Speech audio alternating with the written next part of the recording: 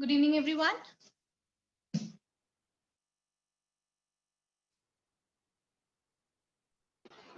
Good evening, ma'am. Good evening, ma'am. Good evening, everyone. So we have been doing our first chapter of geography, that is resources and development.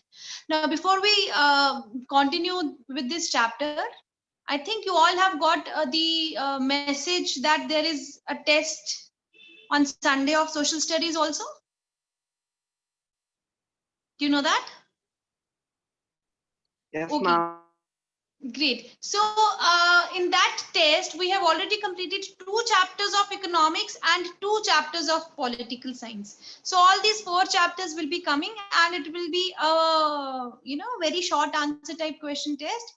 So you need to prepare accordingly. You need to read each and every line, so that that is the main problem with 1 mark question, that they seem to be very easy, but the problem is that they can come from any part of the book, of the chapter, right? So you need to read each and every line from the textbook. सबसे पहले आप textbook को पढ़ोगे अच्छी तरह से, each and every line, right? तो 1 mark के लिए आर्यन, yes बेटा, what is the doubt? क्या डाउट है बच्चे आपको?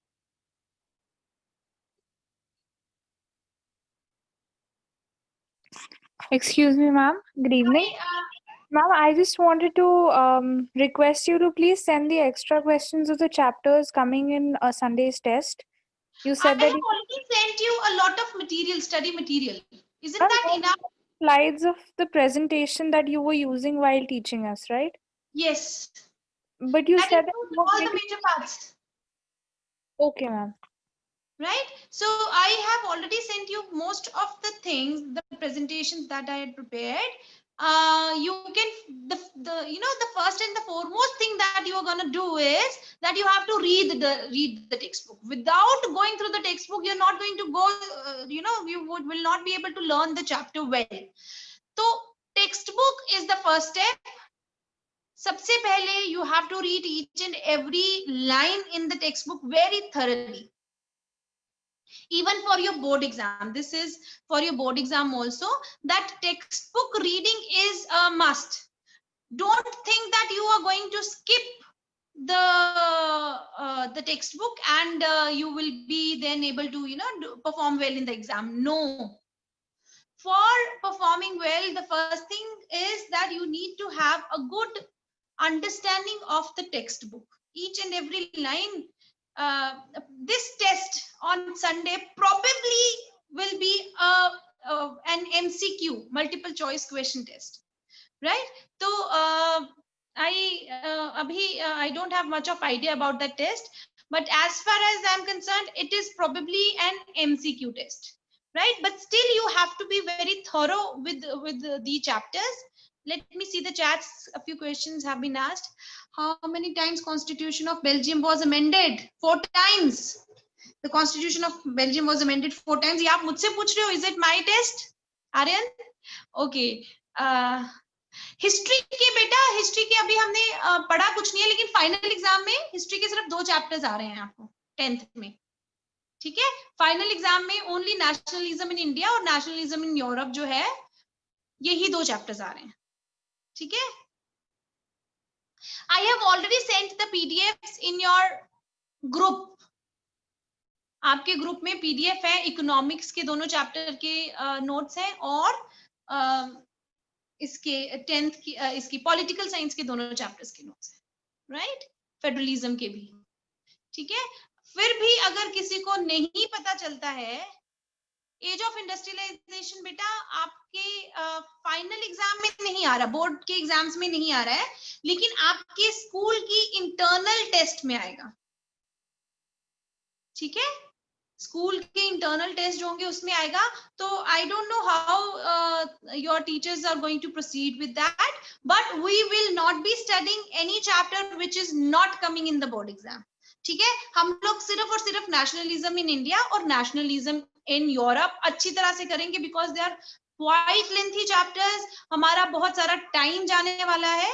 तो नहीं, इंडो चाइना भी नहीं आएगा. नो। इकोनॉमिक्स के बेटा 3 चैप्टर आ रहे हैं बोर्ड एग्जाम्स में, first, second and third, right. हमने उसमें फर्स्ट और सेकंड चैप्टर कर लिया है, सिर्फ थर्ड चैप्टर रहता है मनी एंड क्रेडिट, ठीक है। पॉलिटिकल साइंस, हाँ 2 हिस्ट्री के चैप्टर आ रहे हैं। अब once and for all let me tell you the whole syllabus of your board exams. आप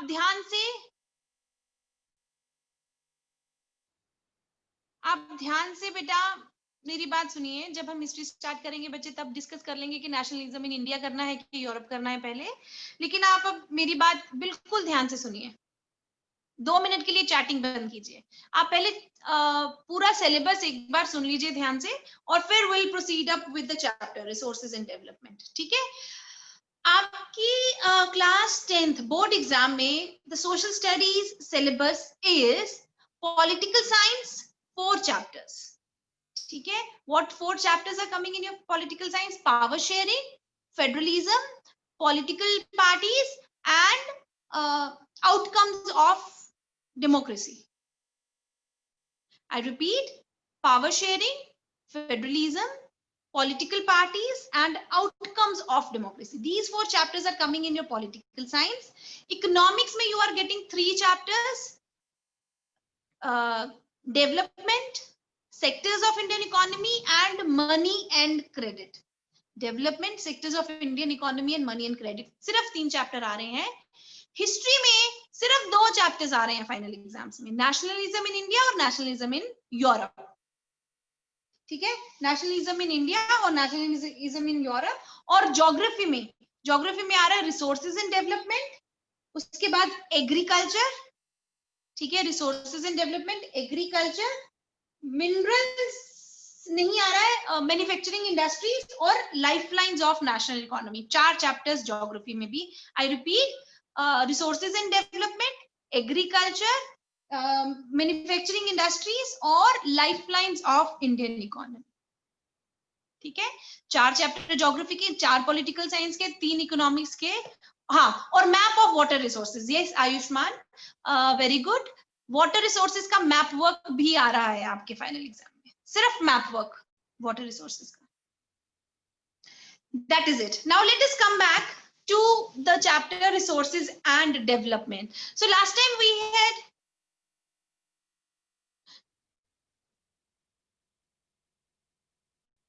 let us stop the chatting for some time, bache. Now let us concentrate on the chapter which we had started last time, resources and development. So resources and development, we have already studied about the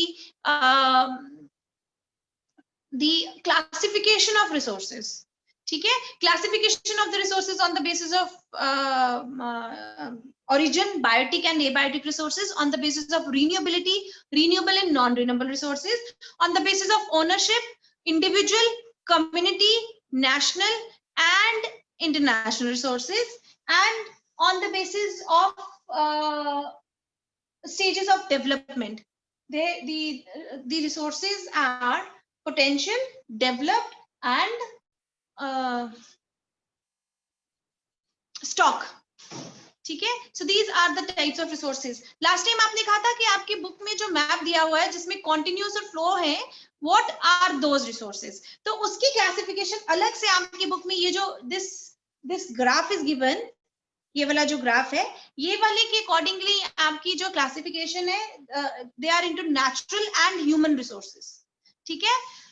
इसमें जो मैंने आपको पिछली बार classification बताई थी, that is the major classification, जो आपकी book में बड़ी अच्छी तरह एक्सप्लेन भी की हुई है। ये सिर्फ चार्ट बनाया गया है, इसमें ज्यादा एक्सप्लेनेशन की हमें जरूरत नहीं है। तो as per this chart, the resources are classified into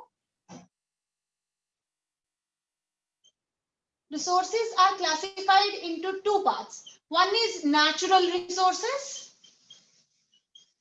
right? And the other one is human resources. Natural resources and human resources. जो natural resources हैं, वो 2 तरह के होते हैं, renewable and non-renewable. I think that you don't need much of explanation in renewable and non-renewable. Right? We have already read about the renewable and non-renewable resources. Renewable resources आगे दो parts में categorised है. One is continuous और flow. Renewable resources एक continuous और flow, जिसमें आते हैं आपके wind, water, sunlight, etc.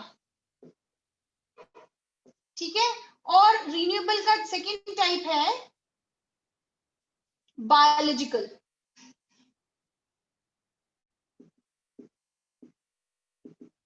ये हो गए आपके बायोटिक और एबायोटिक टाइप के.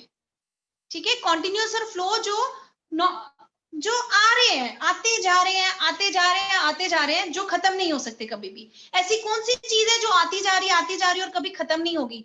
कॉन्टिन्यूअस, उसका फ्लो चलता आ रहा है. वो है विंड. विंड कभी खत्म नहीं होगी. आई है, अभी हवा चल रही है, कभी खत्म नहीं होगी. सनलाइट, सनलाइट आ रही है, फिर आ रही है, आ जाइए, कल भी आएगी, परसों भी आएगी. They are all continuous. Right. Solar energy जो है, विंड एनर्जी जो है, आपकी वाटर जो है, टाइडल एनर्जी वगैरह, ये है कॉन्टिन्यूअस रिसोर्सेस. ठीक है. नेचुरल है और कॉन्टिन्यूअस है, जिनका फ्लो बना हुआ है, नेचुरल है ये. ठीक है. They are all part of natural resources. Natural में रिन्यूएबल है, रिन्यूएबल में कॉन्टिन्यूअस और बायोलॉजिकल. बायोलॉजिकल में आगे आपके जो प्लांट लाइफ, नेचुरल वेजिटेशन और वाइल्ड लाइफ. ठीक है. बायोलॉजिकल में आगे प्लांट लाइफ और wild life. These are the biological resources. ठीक है. जो लिविंग है. ठीक है. ये भी रिन्यूएबल है. All last time also we discussed that all living, all biotic resources are renewable resources. ठीक है. और all abiotic resources may or may not be renewable. ठीक है. इसीलिए जितने भी wind जो continuous sources है, natural, wind, water, sunlight, वो क्या है? ये सारे रिन्यूएबल हैं. ठीक है. और जो बायोलॉजिकल है, जैसे प्लांट लाइफ और वाइल्ड लाइफ, ये भी रिन्यूएबल है. नॉन रिन्यूएबल में आ जाते हैं आपके रिसाइक्लेबल और नॉन रिसाइक्लेबल. अब हमने रिसाइक्लेबल भी पिछली बार पढ़ा था, जो चीजें रीयूज हो जाती हैं. रीयूज. ठीक है. नॉन रिन्यूएबल दो तरह के हैं. One is recyclable and one is non-recyclable. Recyclable में आगे आपके metals और non-recyclable में आगे आपके fossil fuels. ठीक है. अब सबसे लास्ट से शुरू करते हैं, फिर ऊपर जाते हैं, फिर आपको पूरा एक बन जाएगा फ्लो के कैसे हमने पढ़ा. Wind, water, sunlight, plant life, wildlife, metals, fossil fuels, ये सारे के सारे natural resources हैं. ठीक है. All these resources are natural resources. ठीक है. हमने resources को दो categories में divide किया है, natural और human में. ठीक है. Natural resources में जितने भी resources हैं, वो यहाँ रिन्यूएबल है. नेचुरल रिसोर्सेज जो रिन्यूएबल हो गए और नेचुरल रिसोर्सेज जो नॉन रिन्यूएबल हो गए. ठीक है. नेचुरल रिसोर्सेज जो रिन्यूएबल है वो फर्दर दो है. एक कॉन्टिन्यूअस जैसे सन, सनलाइट, विंड, वाटर, और बायोलॉजिकल जैसे प्लांट लाइफ और wild life, animals and plants. ठीक है. ये हो गए natural, renewable, biotic resources, natural, renewable, continuous और flow resources. I think I'm making myself very clear. ठीक है. Natural, renewable, continuous जो resources हैं वो है wind, water, sunlight. Natural, renewable, biological resources है plants और animals. Natural, non-renewable, recyclable हो गए metals, और natural, non-renewable, non-recyclable हो गए fossil fuels. Fossil fuels cannot be recycled. I think I have made this thing clear. Now comes the second part of our resources, that is human resources. Human resources are further of two types. One is the structures or institutions of humans. Structures and institutions. And the second one is quantity and quality of human beings. इसका क्या मतलब है? Human resource, एक हो गए natural resources और एक हो गए ह्यूमन रिसोर्सेज। नेचुरल रिसोर्सेज जो नेचर में पाए जाते हैं, जो हमारे लिए काम के हैं, वो हो गए रिन्यूएबल, नॉन रिन्यूएबल, वो हमने कर लिए, ठीक है। दूसरे आ गए जो ह्यूमन रिसोर्सेज हैं, वो नेचुरल रिसोर्सेज और ह्यूमन रिसोर्सेज, वो जो ह्यूमन से रिलेटेड है, ह्यूमन मेड है, ठीक है। ह्यूमन रिसोर्सेज में दो तरह के हैं, एक ह्यूमंस देमसेल्व्स, हालांकि we are biotic also, biotic, renewable, natural, लेकिन हम अपने आप को अलग रिसोर्स गिनते हैं, क्योंकि we are the ones who have created resources. तो हम अपने आप को अलग गिनते हैं। क्वांटिटी और क्वालिटी ऑफ ह्यूमन बीइंग्स, हम कितने ह्यूमन बीइंग्स हैं, हमारी क्या क्वालिटी है, वो है हमारी नेचुरल रिसोर्सेज। दूसरा आ गया कि हमारे जो स्ट्रक्चर्स बने हुए हैं, हमने इंस्टीट्यूशंस बनाए हैं, ह्यूमन मेड जो भी चीजें हैं, वो आगे human resources. All human made things as well as quantity and quality of human beings is human resource.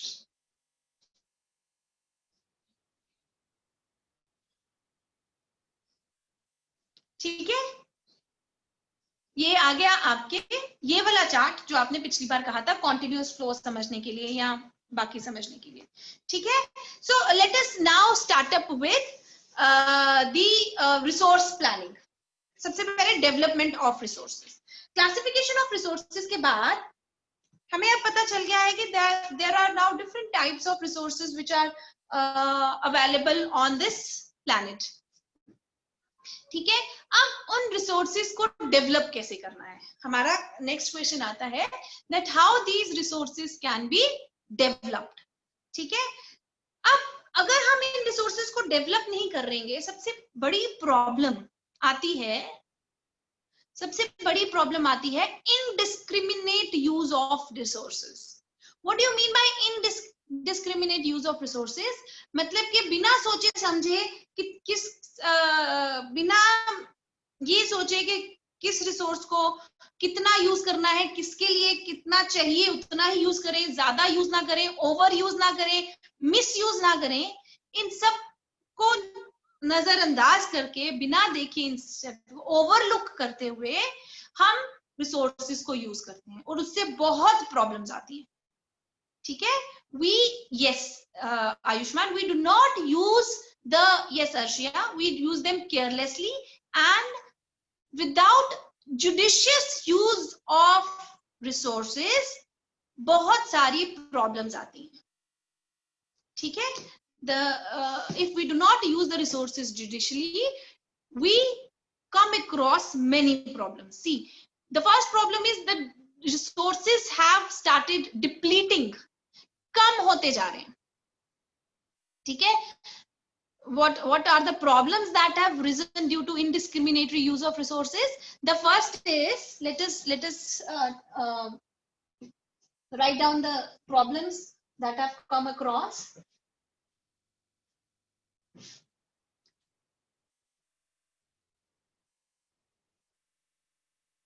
Indiscriminate use of resources have led to number one, depletion of resources. Depletion का मतलब है resources खत्म हो रहे हैं, ठीक है।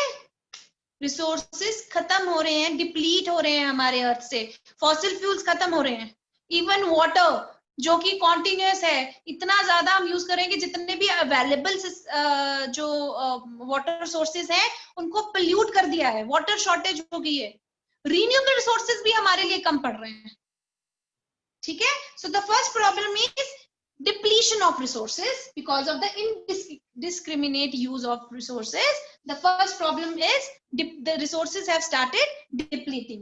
The second problem is that there is accumulation of resources in few hands.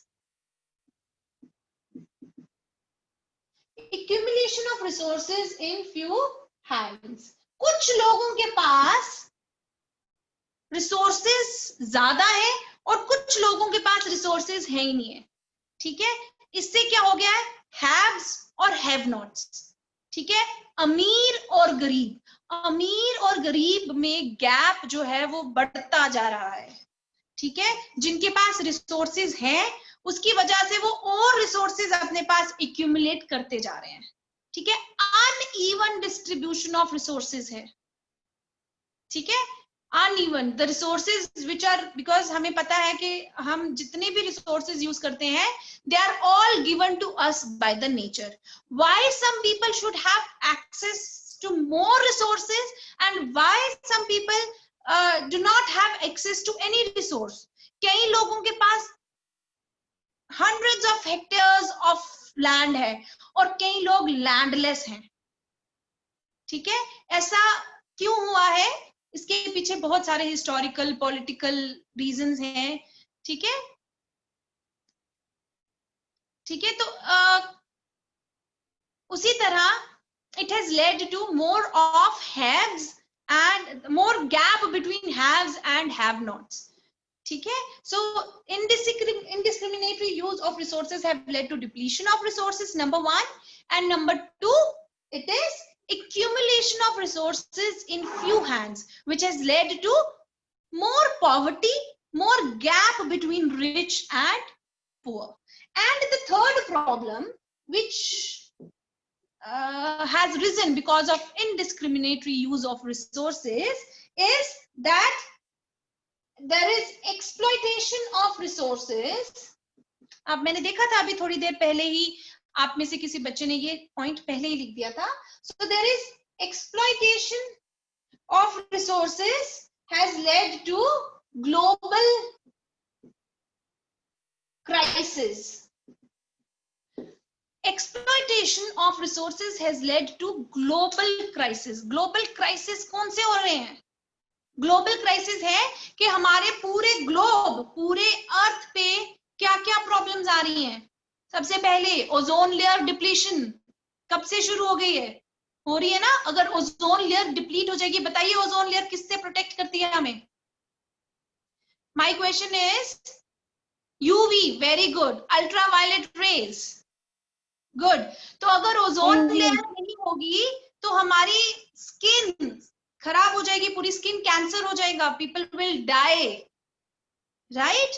तो अल्ट्रावायलेट रेस के साथ हमारा एक्सपोजर अगर हो जाएगा तो हमारी skin will not be able to tolerate that.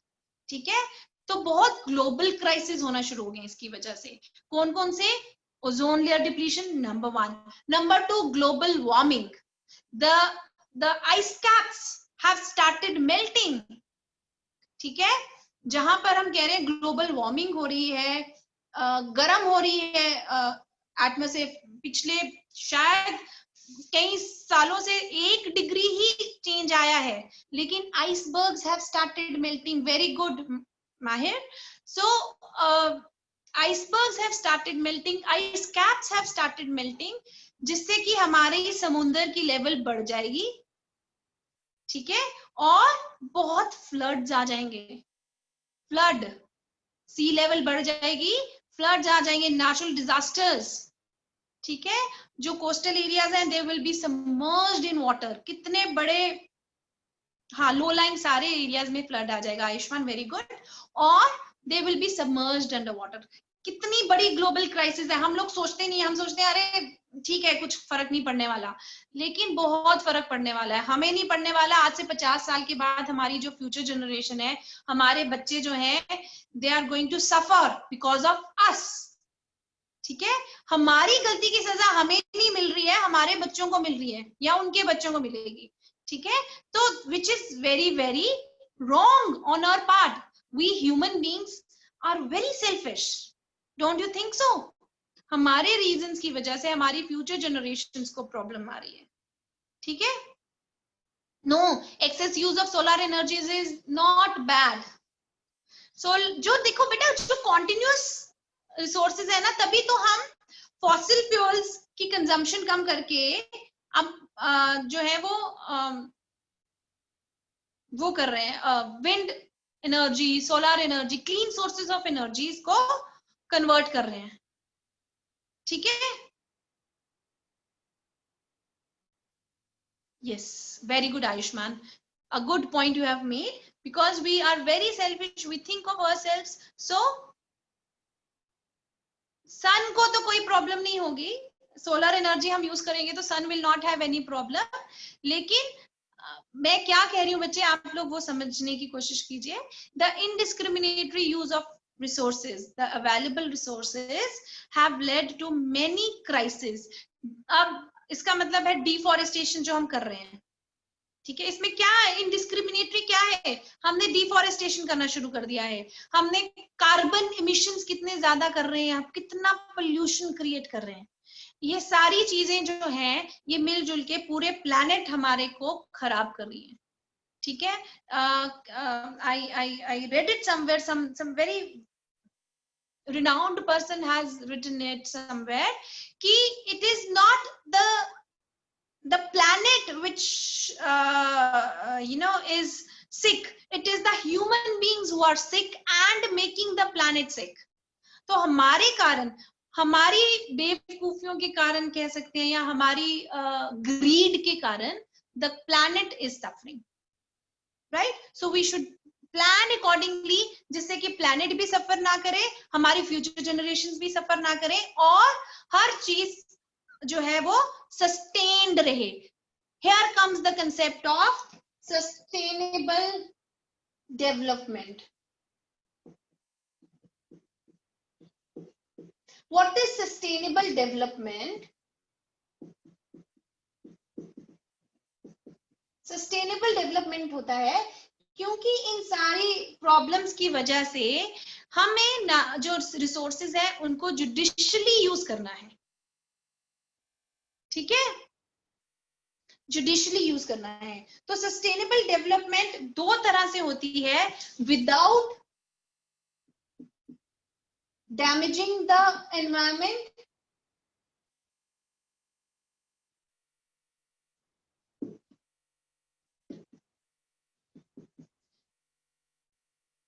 Sustainable development means development होगी, डेवलपमेंट तो रुक नहीं सकती है ना, ह्यूमन बींग्स का दिमाग है, चलेगा, कुछ ना कुछ डेवलप करेगा, अच्छा सोचेगा, पॉजिटिव सोचेगा और हम डेवलप करेंगे। ठीक है, लेकिन सस्टेनेबल डेवलपमेंट होती है कि डेवलपमेंट कीजिए भी, बिल्कुल कीजिए, लेकिन ऐसी डेवलपमेंट होनी चाहिए कि एनवायरमेंट को नुकसान ना हो, नंबर 1, और दूसरा development in present should not compromise with the needs of future generation। Very good। Present should not compromise with the future generations। So this is what sustainable development is। Sustainable development दो तरह से होती है, development without compromising, without damaging the environment, and without the future, the present development should not compromise the future, the needs of future generation। ठीक है, how do we compromise with the needs of future generation? कैसे compromise करते हैं हम इस तरह से compromise करते हैं कि हम उनके लिए फॉसिल फ्यूल्स नहीं छोड़ रहे हैं, हम उनके लिए आइस कैप्स को मेल्ट कर रहे हैं, हम उनके लिए ओजोन लेयर को डिप्लीट कर रहे हैं पूरी। ठीक है, हम उनके लिए पूरी एटमॉस्फेयर में पोल्यूशन छोड़ रहे हैं, तो हम फ्यूचर जनरेशन के लिए टॉक्सिक बना रहे हैं ये अर्थ। हमें ये अर्थ को टॉक्सिक बनाना नहीं है, हमें ये अर्थ को फ्यूचर जनरेशन के लिए रहने के काबिल छोड़ना है। वरना जो मूवीज आप लोग देखते हो ना कि अर्थ पूरी गलत हो गई है, टॉक्सिक हो गई है, रहने के लायक नहीं रही, और बड़ी बड़ी स्पेसशिप्स में लोग जा रहे हैं दूसरे प्लैनेट्स पे रहने के लिए, तो this can be a reality some time.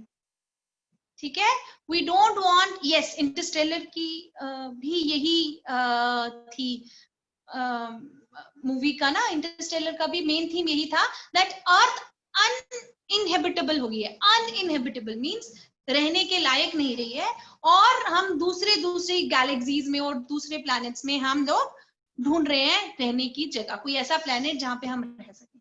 So if we want that ऐसी जगह ऐसा ना हो, तो हमें अपने अर्थ को बचा के रखना है।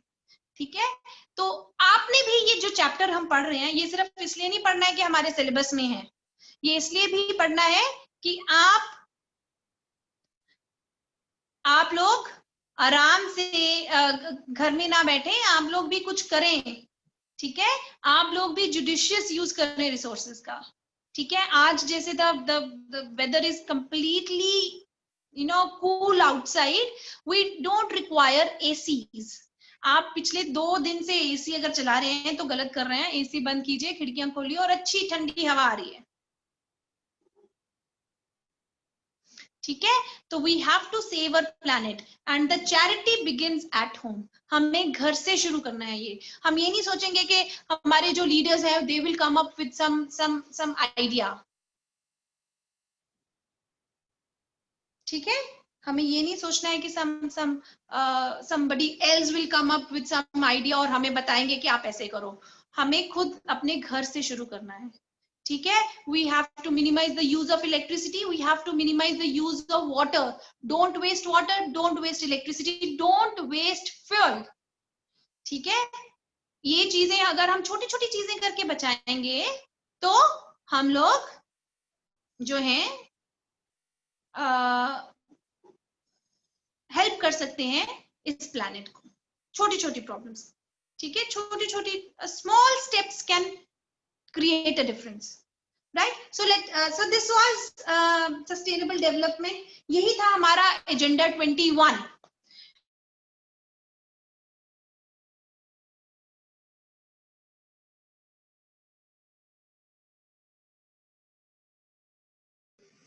रियो डी जेनेरियो अर्थ समिट था, उसके under, am I audible now? Yes, ma'am. Okay, so under this the various countries signed a declaration in 1992. ठीक है, more than 100 countries participated in this and it was held in Rio de Janeiro summit जो था वो Brazil में हुआ था, south American country. और the summit was convened for addressing urgent problems of environment protection and socio-economic development at global level, right? The Rio Convention endorsed the global forest principles and adopted Agenda 21. Rio de Janeiro earth summit जो 1992 में हुआ था, जिसमें 100 heads ने participate किया था अलग अलग, yes, India was one of it. तो उन्होंने उसके अंडर, समिट के अंडर क्या डिसाइड किया था अब? It aims at achieving global sustainable development. It is an agenda to combat environmental damage, poverty, disease through global cooperation on common interests, mutual needs and shared responsibilities. One major objective of Agenda 21 is that every local government should draw its own Agenda 21. ठीक है, Agenda 21 का मतलब है कि poverty, environment problems और disease, इन सब से लड़ने के लिए हर एक कंट्री को अपनी लेवल पे काम करना है। ठीक है, now comes the next topic. Next very important topic is resource planning.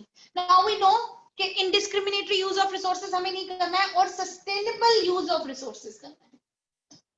ठीक है, उसके लिए अब हम next topic पे आएंगे। हमारा टॉपिक है resource planning का।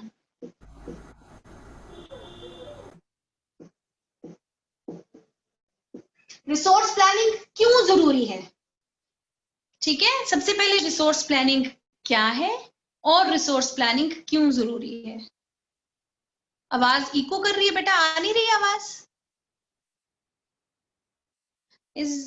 Is my voice clear? Okay, right. तो हमारी नेक्स्ट टॉपिक आ जाता है रिसोर्स प्लानिंग का। ठीक है, रिसोर्स प्लानिंग क्यों जरूरी है? हम अपनी इंडिया का एग्जाम्पल ले लेते हैं। इंडिया में एक स्टेट है राजस्थान, वेस्ट में है राजस्थान और ईस्ट में है अरुणाचल प्रदेश। ठीक है, राजस्थान में क्या प्रॉब्लम्स हैं? राजस्थान में क्या प्रॉब्लम्स है? कौन से रिसोर्सेज अवेलेबल नहीं है वहां पे? Water resource. यस, सबसे बड़ा एक रिसोर्स जो एब्सेंट है राजस्थान में वो है वाटर। वाटर नहीं है। ठीक है, अरुणाचल प्रदेश, अरुणाचल प्रदेश में पानी है, बहुत बहुत पानी है, लेकिन अरुणाचल प्रदेश में इंफ्रास्ट्रक्चर डेवलपमेंट नहीं है। क्यों नहीं है? क्योंकि ये हार्ड एरिया है, रगड़ एरिया है, टेरेन ठीक नहीं है, वहां पे इंफ्रास्ट्रक्चर डेवलपमेंट नहीं हो सकती है। ठीक है, तो एक स्टेट जहां पर एक चीज की कमी है, दूसरी स्टेट में उस चीज की कमी नहीं है, उस स्टेट में दूसरी चीज की कमी है। ठीक है, because there are many states और many areas where certain things are in excess and certain things are scarce, they are not available, right? So in order to make all the resources available to all the regions in equal manner, we need resource planning. सबसे पहले हमने देखना है कि कौन कौन सी जगह पे कौन कौन सी रिसोर्सेज अवेलेबल हैं, उनका डाटा कलेक्ट करना है। फिर कौन कौन सी जगह पे कौन कौन सी रिसोर्सेज नहीं है, उनका डाटा कलेक्ट करना है। फिर हमने ऐसी प्लानिंग करनी है जिससे कि सारे रिसोर्सेज मिलजुल के पूरे इंडिया की ओवरऑल डेवलपमेंट अच्छी तरह से हो सके। ओवरऑल आइडिया रिसोर्स डेवलपमेंट का यही होता है। ठीक है, कि कितने रिसोर्सेज हैं हमारी कंट्री में, ठीक है, और उस कहाँ कहाँ पे अवेलेबल है, उनका पूरा डाटा इकट्ठा करना है और कैसे फिर एक प्लान बनाना है नेशनल लेवल पे जिससे कि सारे रिसोर्सेज जो हैं वो हर जगह पे अवेलेबल करवाए जा सके। ठीक है, अब राजस्थान पे पानी नहीं था तो राजस्थान में हमने इंदिरा गांधी कैनाल बनवाया। ठीक है, ताकि राजस्थान में भी थोड़ी बहुत फसलें उगाई जा सके।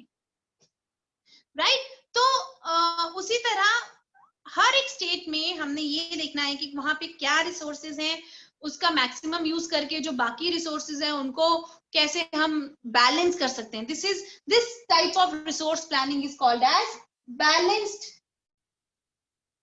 Resource planning. ठीक है, बैलेंस्ड रिसोर्स प्लानिंग। ठीक है, बैलेंस कर देना, जहां पर कुछ कम है तो उसको उसमें कुछ डाल देना, मतलब एक्स्ट्रा रिसोर्सेज, जहां पे कुछ ज्यादा है उससे कुछ ले लेना, तो उस सब चीजों को, सारे रिसोर्सेज को बैलेंस कर देना। Now let us see what this resource planning is. Now there are some regions which can be considered self sufficient in many ways, right? And there are some regions which have acute shortage of many resources.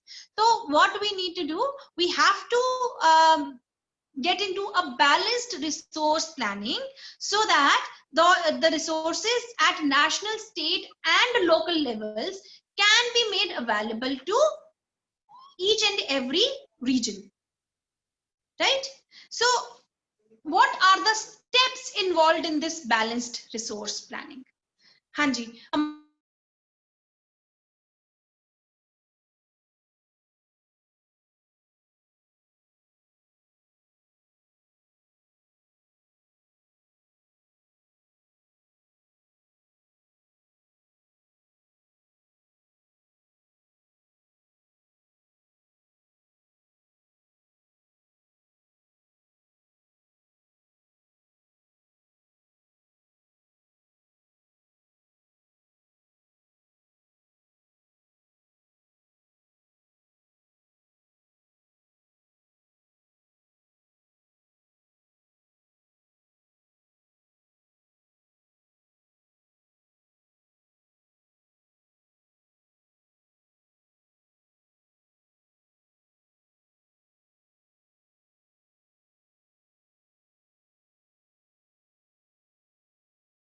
Daddy the phone ਆ ਰਿਹਾ ਤੂੰ ਉਹਨਾਂ ਨੂੰ ਕਰ ਲੋ ਚੱਕ ਤੂੰ daddy ਦਾ phone ਆ ਰਿਹਾ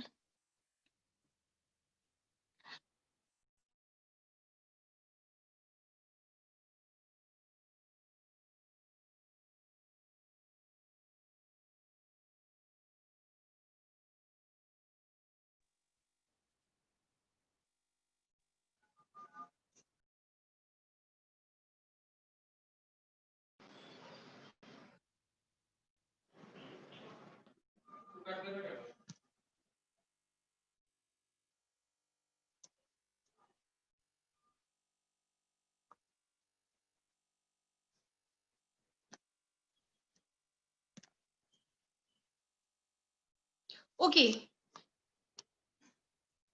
Is everything clear now? Am I audible and visible to everyone? Okay. तो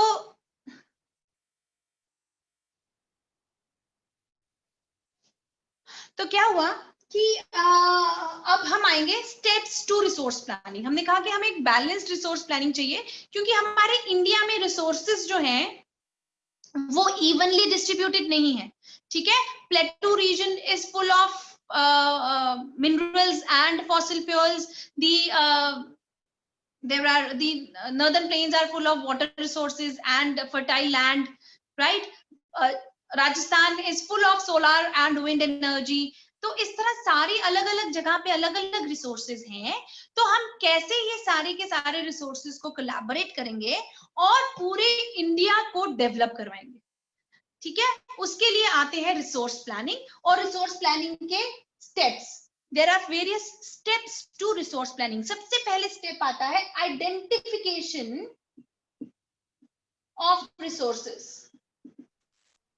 ठीक है, the first step towards resource planning is identification and inventory of resources. Inventory का मतलब होता है किसी चीज की इन्वेंटरी लेना, मतलब कौन सी चीज कितनी है, ठीक है, कहां पर है और कितनी है, ये चीज हमने सबसे पहले देखनी है रिसोर्स प्लानिंग में। First step of resource planning is identification and inventory of resources.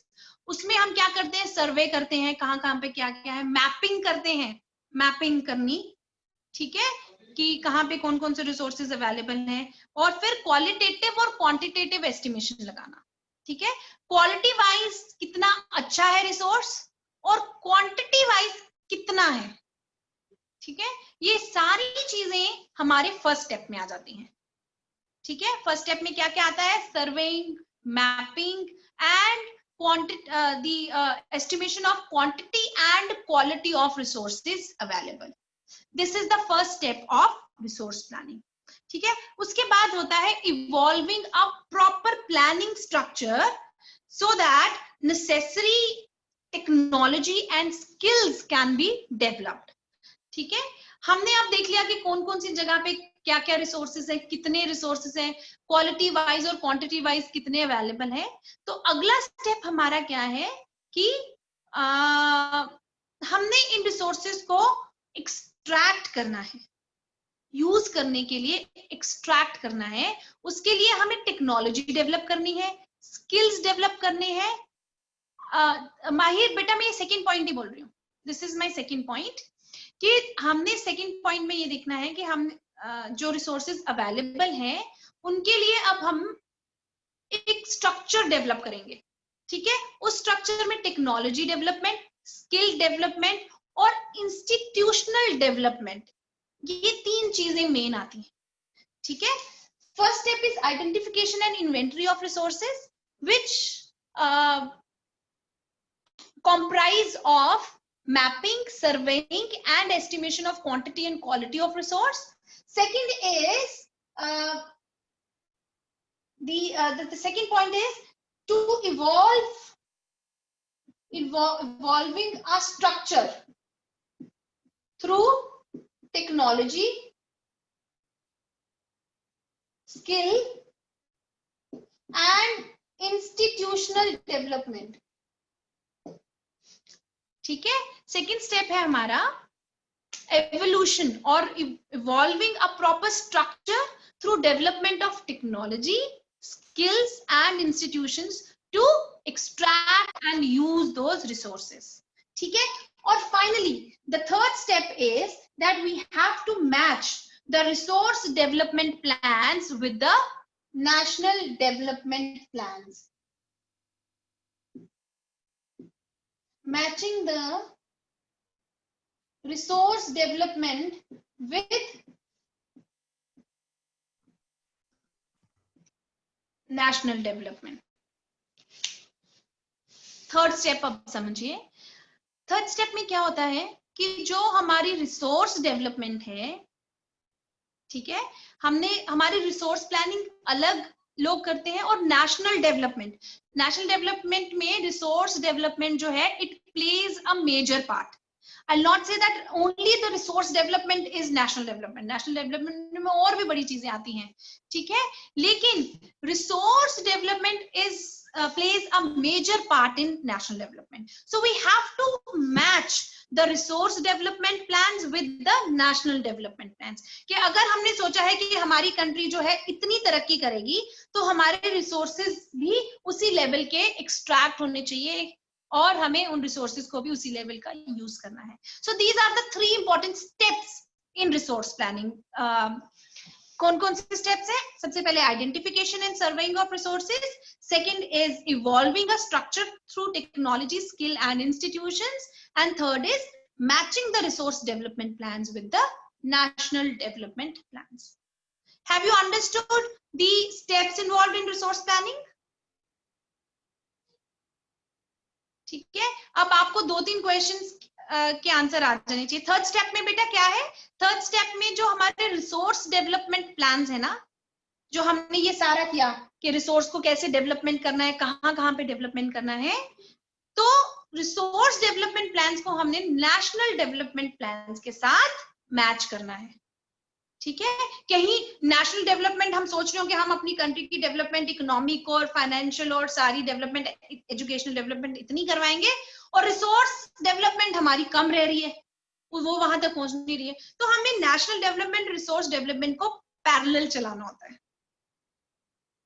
ठीक है, सेकंड पॉइंट है कि जितना भी हमने रिसोर्सेज को आइडेंटिफाई कर लिया है, सर्वे करके देख लिया है कौन से रिसोर्सेज कहाँ पर हैं, तो सेकंड पॉइंट है एक स्ट्रक्चर ऐसा बनाना जिससे कि हम टेक्नोलॉजी को डेवलप करें, स्किल को डेवलप करें और इंस्टीट्यूशंस को डेवलप करें, ताकि हमारे जो रिसोर्सेज हैं, जैसे कि अगर हमें पता चला है कि यहाँ पर कोल है, झारखंड में कहीं पे बहुत सारे आयरन डिपॉजिट है, तो आयरन डिपॉजिट को एक्सट्रैक्ट करना, उसके लिए टेक्नोलॉजी चाहिए, उसके लिए स्किल चाहिए, उसके लिए मशीनरी चाहिए, उसके लिए प्रॉपर इंस्टीट्यूशंस चाहिए, वो सब चीजें डेवलप करना होता है हमारा सेकंड स्टेप.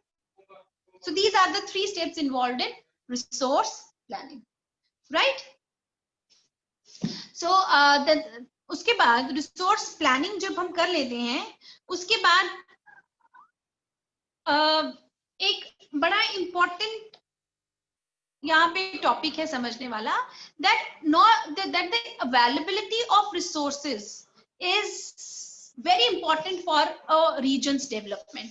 एक रीजन की डेवलपमेंट के लिए वहां पर रिसोर्सेज होना बड़ा जरूरी है, लेकिन सिर्फ रिसोर्सेज होने से किसी जगह की डेवलपमेंट नहीं हो जाती है.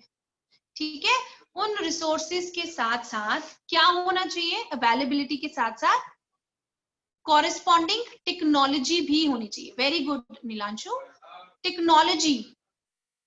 टेक्नोलॉजिकल डेवलपमेंट होना बड़ा जरूरी है, सिर्फ अवेलेबिलिटी होने से डेवलपमेंट नहीं हो जाती. ठीक है, सो ऑल्दो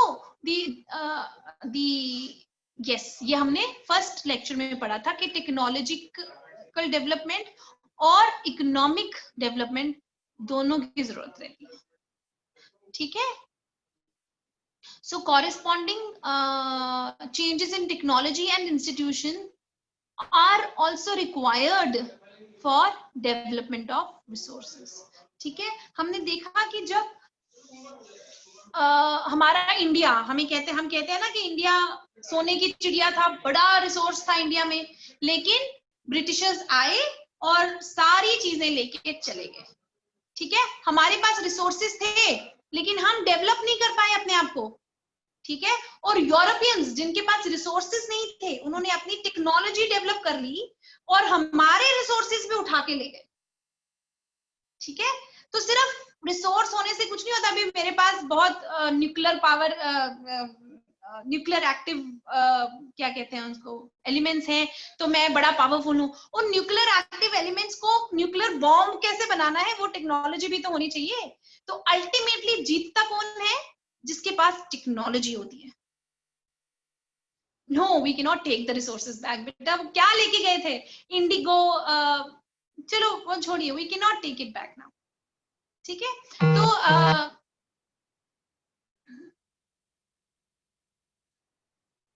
आई थिंक तो टेक्नोलॉजी कॉलोनाइजेशन की हिस्ट्री हमें बताती है कि हमारे पास हाँ जी गुरमृत, आपने कोई क्वेश्चन पूछना है?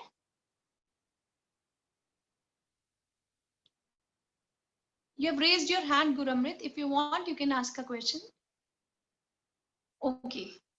तो क्या होता है कि हमारे पास सिर्फ अवेलेबिलिटी ऑफ रिसोर्सेज होना is not sufficient. We should have a corresponding technology to develop those resources too, which is very important. तो हम अपने हिस्टोरिकल एक्सपीरियंसेस से देखते हैं कि भाई बड़े रिसोर्सेज हैं, बड़े रिसोर्सेज हैं, बड़े रिसोर्सेज हैं बोलने से हम डेवलप नहीं हो जाएंगे. टेक्नोलॉजी भी डेवलप करो, ठीक है. सो आई थिंक आज मैं लेक्चर यही खत्म करूंगी अपना. We have discussed today about the various types of resources, ठीक है. उसके बाद indiscriminatory use of resources has led to various problems. So in order to counter those problems, we should always we should always follow the approach of sustainable development, right? Sustainable development के लिए agenda 21 जो Rio de Janeiro में अर्थ summit हुआ था 1992 में, उन्होंने कहा था कि एजेंडा 21 सारी कंट्रीज अडॉप्ट करो ताकि रिसोर्सेज जो है वो जुडिशली यूज कर सके सारे, ठीक है. उसके बाद हमारी कंट्री इंडिया में रिसोर्स प्लानिंग क्यों जरूरी है, ठीक है, क्योंकि रिसोर्सेज जो है वो अनइवनली डिस्ट्रीब्यूटेड है, तो बैलेंस रिसोर्स प्लानिंग की जरूरत है. उसके स्टेप्स इन्वॉल्व कौन से हैं, ठीक है, उसके स्टेप्स इन्वॉल्व कौन से हैं. तो the various steps involve in resource planning हमने वो भी पढ़ लिया. सबसे पहले आइडेंटिफिकेशन ऑफ रिसोर्सेज, ठीक है. उसके बाद development of technology and skills and institution, और थर्ड हो गया matching the resource development plans with the national development plans, ठीक है. And the final thing we learned was that it is not only that the what is it said, कि सिर्फ वो चीज important नहीं है कि आपकी there should be only availability of resources, you should have the corresponding technology also so that the resources can be utilized, right? So let us end up our class here. Thank you everyone, and be prepared for your test on Sunday. Okay? Thank you, Vijay. Thank you everyone. Bye bye.